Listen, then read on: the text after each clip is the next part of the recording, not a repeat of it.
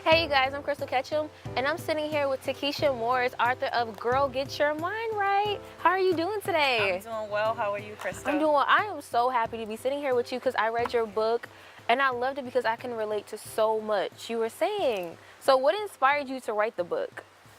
Honestly, I really had to get my mind right. I was just in a place where I was lost for a lot of my life. And so when I was delivered, meaning that when God saved me from a warped mindset, from thinking that I was the worst of everything, Okay. I had to put it on paper because I understood that there were a lot of women, a lot of young women who were battling in their mind the same way as I did. So I just wanted to get it on paper and just show other people that they can overcome. I love that. So for those of you who don't know, you're a mom, a wife, and you have a full-time job. So I do. how did you find time to write this book?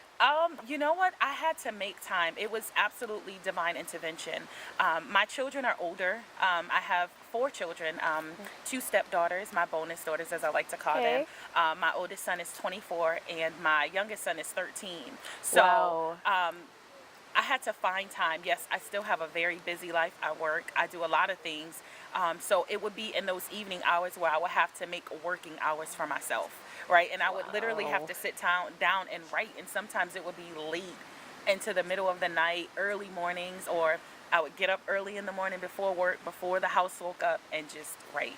You know, for me, what's crazy is I find that I work better at night. So I definitely Yes. understand that. During the process of writing this book, did you have any apprehensions like, oh, maybe I should stop, or maybe this is not going to work? I never thought that it wouldn't work, but I had a lot of apprehensions about telling my story. Like being that definitely kind understand of, that. yeah, being that vulnerable. Number one, it's things that my family didn't know that I experienced. It's things that maybe my husband didn't know, and we lived in the same house. So that part just kind of freaked me out a little Wow. bit because I was just kind of worried about what would people say once they knew my truth. So I have to ask, so your husband and your family, they're reading this book and they're learning new stuff about you. How did that reaction, how did that conversation go afterwards? The first conversation that I had about it was actually with my youngest sister, Tracy. Okay. And she called me and she was like, wow.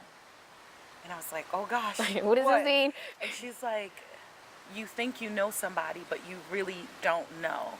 And she just said, I'm sorry you went through that alone.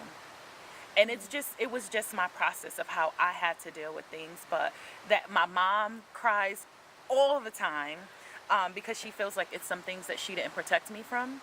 And I have to tell her that we did the best with what we knew That's to do. true. So once I got over that, like once I talked to my mom, I talked to my sisters, my husband is good, my kids are good, I'm good. You know what I mean? But it was definitely kind of gut wrenching. It made me want to say, pull it off the shelf. Don't, I'm It's too not late. let's not go any further with this. But once they were good, I was good. So after it's all said and done, the book is out and everyone's reading it. What did you learn about yourself?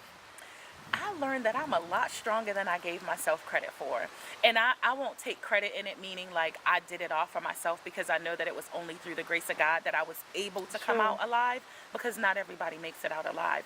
But what I learned is that as women, we have so much power in our stories. We have so much strength in the things that we've gone through. Like our nanas would say, like, what doesn't kill you, girl, is going to make you stronger. That's true.